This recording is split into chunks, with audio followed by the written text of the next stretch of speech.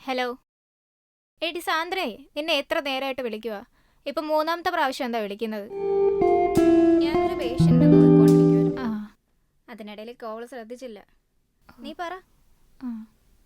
നിനക്കറിയാലോ, MD എടുത്തതിന് ശേഷം ഞാനിപ്പോ ആദ്യമായിട്ടാ ഒരു ക്ലിനിക്ക് തുടങ്ങിയേക്കുന്നത്. നീ വലിയ കൈപുണ്യമുള്ള ഡോക്ടറാന്നാണല്ലോ ആൾക്കാർ പറയുന്നത്. പറയുന്ന മാത്രമല്ല, ശരിക്കും കൈപുണ്യമൊക്കെ ഉണ്ട്.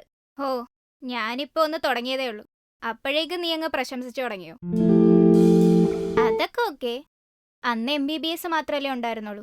ഇപ്പോഴല്ലേ ഗൈനക്കോളജിയും കൂടെ സ്പെഷ്യലൈസ് ചെയ്തത്.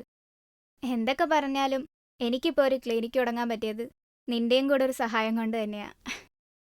ആടി, എനിക്ക് കുറച്ച് പേഷ്യൻസിനെ നോക്കാനുണ്ട്.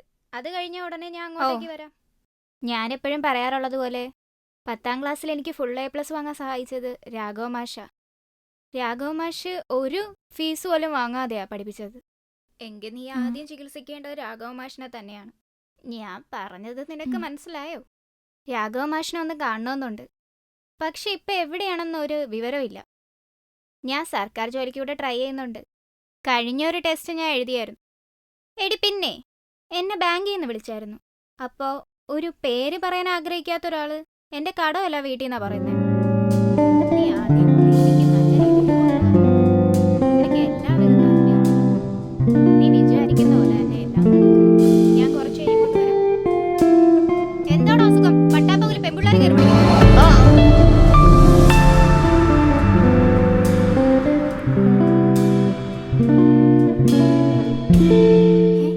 അതെ,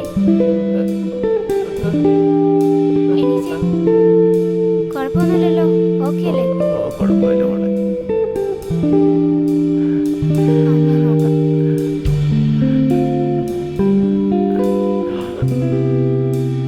മോളെ, മോളുടെ പഠിത്തത്തിനുള്ള ചിലവ് വീഴ്ച രാഘവ മാഷ ഞാൻ. രാഘവ മാഷോ? അതെ മോളെ.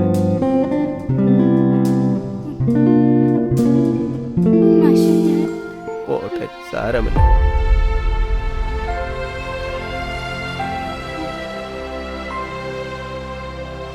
രാഘവ മാഷ്. ആ